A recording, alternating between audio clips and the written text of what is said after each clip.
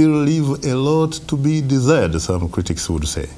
What is particularly special or unique about this particular or this latest initiative, in your view? Well, I think the Food Security Conference here tells us a lot of things about what's happening to us as a race. Number one, you have to look at this Food Security Conference in light of what's happening in Europe. Because you see, the Europeans are facing serious problems with their own economy. And of course, the financial crisis affect the bread and butter issues of the Greeks, the Italian and others. So people have to get food.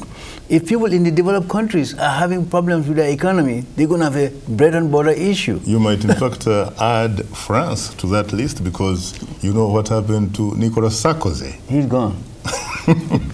Now, you see, the problem is this. I think when she addresses the question of the meeting, I think people have to get some consolation that there are people who are really concerned about bread and butter issues. The politics of the belly takes precedence over the politics of the dollar or the yen or whatever you have. People have to eat. And that's one reason why it's linked to the woman issue. Because you see, how can you be human beings if you don't have a mom? How can your mother help you if she doesn't have food? This is where poverty and agriculture come together for Africans. They are very related. They're very, very related. What about a great German playwright called Brecht once observed that the worst illiterate is the political illiterate. He hears nothing, sees nothing, takes no part in political life. He doesn't seem to know that the cost of living, the price of beans, of flour, of rent, and of medicines all depend on political decisions.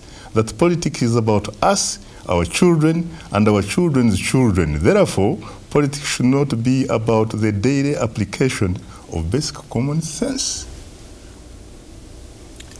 No, I think the analogy. You talked about the politics of the belly, but it seems to me that this great philosopher or playwright is talking about the ability for an individual to think for themselves and in some way, shape or form might end up influencing decisions that affect his life and his or her community.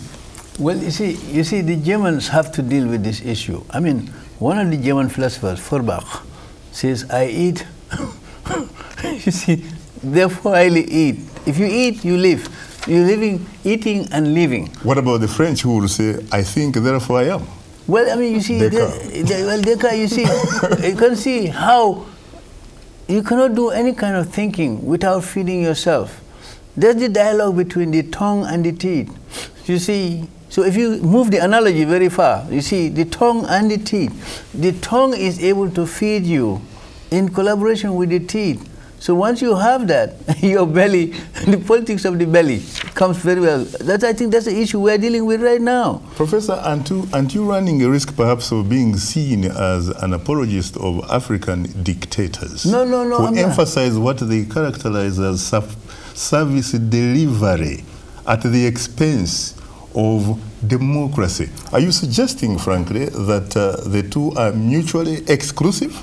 No. One thing I would like to say, and I'm sure many of those Ethiopians who saw the demonstration, they will remember what happened. I was one of those people who testified before he passed away. Congressman Payne, when they were in the Congress, they invited some of us. I wrote a piece against the Ethiopian dictatorship. I wrote against Mugabe myself, and I wrote about the dictatorship in Equatorial Guinea. And I raised the issue. Now, many of those Ethiopians, they say, how come these guys are now invited to Washington? No, I think there's a reason for that. One is that it is becoming categorically clear to all of us that if you look at Ethiopia right now, there are stories I get from some Ethiopians for or against over land issue, over bread and butter issue, and of course, the role of the Chinese. These are all issues that didn't come up. But there are Ethiopians who are talking about food, nutrition, land, and foreign investment. For the Ethiopians, I would say President Obama is doing psychological judo on the Ethiopians. In the case that the Ethiopians are being dragged by the Chinese, the only way we can shame them and then put their feet to the fire, bring them here. They are here now. That means to say there is a role reversal. If they're going pro-China, they are going to look at Washington.